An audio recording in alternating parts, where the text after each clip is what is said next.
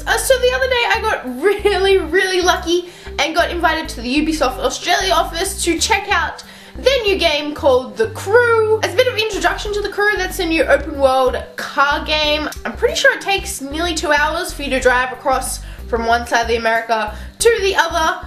So it's pretty freaking big. So I was invited there with a couple of other YouTubers. I'll put their links in the description and that. So I want to give my initial impressions. Now this was actually the final build of the game. It wasn't actually the beta version. So this is all impressions of like the final massive build of it. That's a bit of introduction, and as you guys probably know, like I don't talk about racing games that often on my channel because I'm not actually that big of a fan of car racing games. I mean, I have fun with them, or more often than not, I just haven't actually purchased any. I was really intrigued to come and go check this out just because I do like new gaming experiences. Like after a while I want to switch it up and move to other things, so I was happy to actually go play it. I actually really liked it. I wasn't surprised that I really liked it. It is a Ubisoft game, but I am like happy that I did. The way I would describe it to you guys is the way I actually like it is that it's like Far Cry with cars. As you know, that's sort of a similar comparison because they're both actually made by Ubisoft, but that's like the most that it sort of makes sense in my head of why I like it. And with Far Cry, it's also mixed with like a massive sort of co-op experience where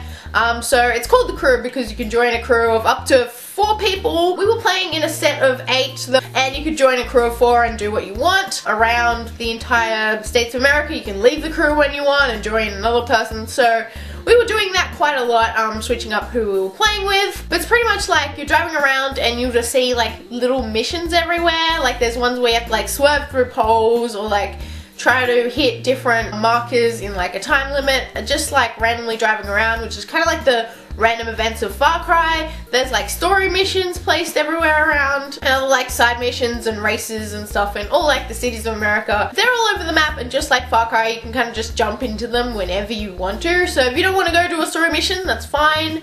Just go race or do whatever you want. I really did like how much like different variety of race types there were. So like you had to protect a certain car, or there was just like normal races but like on-road or off-road, and depending on which type of cars you guys owned at the time, depending on what type of cars you were racing with. So either you're racing with like Lambos or smaller, like less powerful cars. There was ones where you had to like destroy enemies, or obviously story-based ones. So they're all like mixed around. If anyone in your crew, you know, invited you to a race, it'd just come up like at the side of your screen and you could just accept it straight away and jump into whatever race they were going to be doing. And also the races go for like different amounts of time. There was 2 girls there that were in a race for I think like over 70 minutes, which is kind of ridiculous.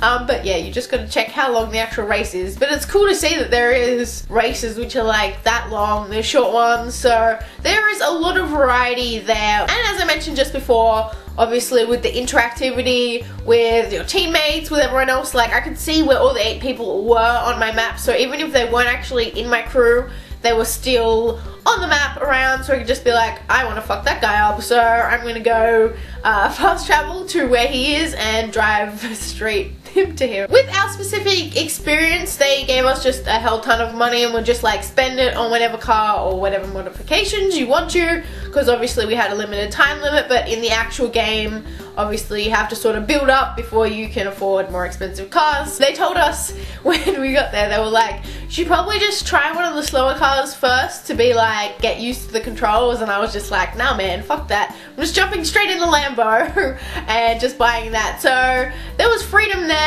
and obviously I could tell the difference in handling. Maybe that was smart because I'm not actually that great at driving games, so I just like crash everywhere, which I mean, that's what you expect from me. And yeah, I just pretty much had a blast playing with the people. There was a girl there, as I said, I put the links in the description, called I Am Fall From Grace on YouTube, who kicked the ass of every single Ubisoft employee there.